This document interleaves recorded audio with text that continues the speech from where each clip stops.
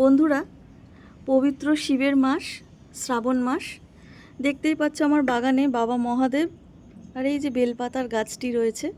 তোমাদেরকে আজকে একটা সুন্দর বই দেখাচ্ছি, ষষ্ঠীপদ চট্টোপাধ্যায়ের লেখা দ্বাদশ জ্যোতির্লিঙ্গ, অরেঞ্জ পাবলিকেশনের। যে বইটা আমি নন্দন বইমেলা থেকে কিনেছিলাম। এখানে শিব মহিমা পাচ্ছ, দ্বাদশ জ্যোতির্লিঙ্গ দর্শনের ওনার অভিজ্ঞতা পাচ্ছ, চারধাম যাত্রা পুণ্যভূমির পুণ্যতীর্থে চ্যাপ্টারটি রয়েছে। এখানে যতগুলো আমাদের দ্বাদশ লিঙ্গ রয়েছে, জ্যোতির্লিঙ্গের বিভিন্ন বিবরণ রয়েছে লেখকের লেখনীর মাধ্যমে। তোমরা এই বইটি অবশ্যই সংগ্রহ করো, এনার নম্বর দিয়ে দিচ্ছি। আর এই যে অরেঞ্জ পাবলিকেশনের ঠিকানা। পবিত্র শ্রাবণ মাসের শুভেচ্ছা জানাই।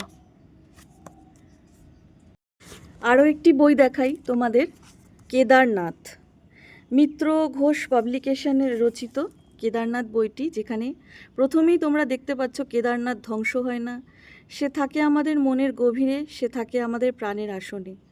কেদারনাথ আমাদের ভক্তির, আমাদের ভালোবাসার, আমাদের মুক্তির, আমাদের আনন্দ যাত্রার কেদারনাথ চির অক্ষত। এই বইটি যদি আমার পড়া হয়নি, আমি পড়ে তাই রিভিউ দিতে পারছি না তোমাদের, কিন্তু আমি বলবো তোমরা অবশ্যই কিন্তু এই বইটি সংগ্রহ করো, কারণ ভোলে বাবার মাস চলছে।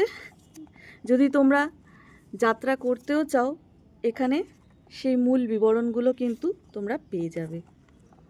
প্রতিটি পাতায় পাতায় রয়েছে তার অভিজ্ঞতার ছোঁয়া এবং দেবমাহাত্ম্য।